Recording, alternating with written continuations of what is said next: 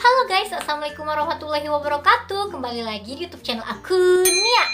Aku mau tutorial cara membuat LED ring light kayak gini, yang kayak harganya teh lamun meuli mah mahal gitu ya guysnya, mahal pisan 500.000 gitu lama ya guysnya.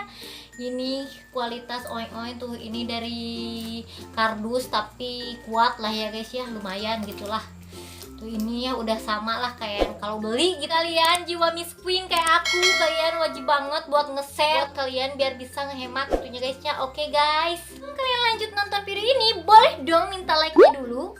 Udah, subscribe dan share ke semua media sosial yang kalian punya. Dan jangan lupa nyalakan bel notifikasinya agar kalian jadi nomor kahiji. Oke guys, nuhun ya.